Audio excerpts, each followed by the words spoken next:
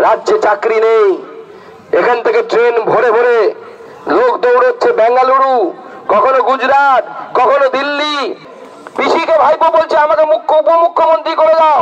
পিসি বলছে এই বেটা বড় ডেঞ্জারাস, একে যদি উপমুখ্যমন্ত্রী করি পরের দিনই মুখ্যমন্ত্রী হওয়ার চেষ্টা করবে, আমার ঘাটটা মটকাবে।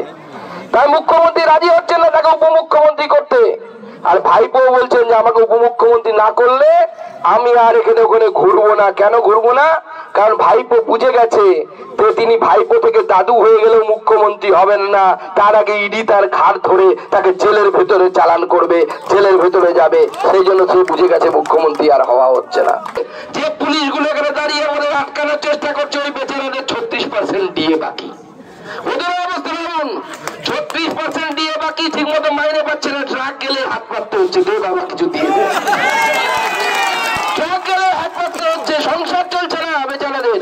কিন্তু উপায় নেই, উপরের অফিসার বলে দিয়েছে, ডিএমএসপি বলে দিয়েছে সব পুলিশ খারাপ, আমি মানি না। পুলিশরাও চায় যে ভারতীয় জনতা পার্টির সরকার আসুক, কিন্তু উপরের কয়েকটা আইপিএস, কয়েকটা আইএস মুখ্যমন্ত্রী চটি চাটা দালালে রূপান্তরিত হয়েছে। তাদের উচিত শিক্ষা ভারতীয় জনতা পার্টি দিতে হবে, ভারতীয় জনতা পার্টি উচিত শিক্ষা দেবে। গতবার আপনারা অবাক করে গোটা রাজ্যের মানুষকে অবাক করে দিয়ে এই লোকসভা নরেন্দ্র মোদীর হাতে তুলে দিয়েছিলেন। এইবারও আমাদের শপথ নিতে হবে, এই জেলা, এই লোকসভা আমরা নরেন্দ্র মোদীর হাতে তুলে দেব। আবার পদ্ম ফুল ফোটাবো, রায়গঞ্জ লোকসভা ভারতীয় জনতা পার্টির লোকসভা হবে। আজকে আপনার আমার ভবিষ্যৎ কি ভাবুন।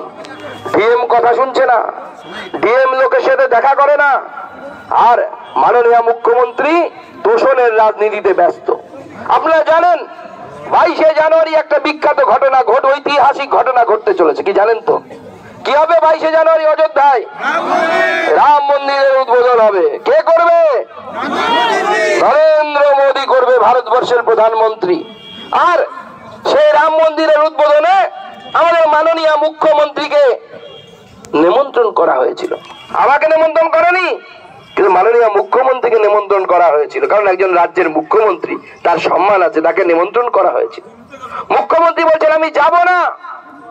মুখ্যমন্ত্রী যাবেন না আমরা জানি, কারণ মুখ্যমন্ত্রী তোষণে ব্যস্ত। মুখ্যমন্ত্রী রেড রোডে নামাজে যেতে পারেন, ভাটিকানে গিয়ে মাদার টেরেসার সেন্ট উপাধি গ্রহণের সময় যেতে পারেন। শুধু রাম মন্দিরে যেতে গেলে বুকের ভিতরটা জ্বলে। আর এই রাম বিরোধীদেরকে আমাদেরকে এবার নির্বাচনে আবার পরাজিত করে উচিত শিক্ষা দিতে হবে।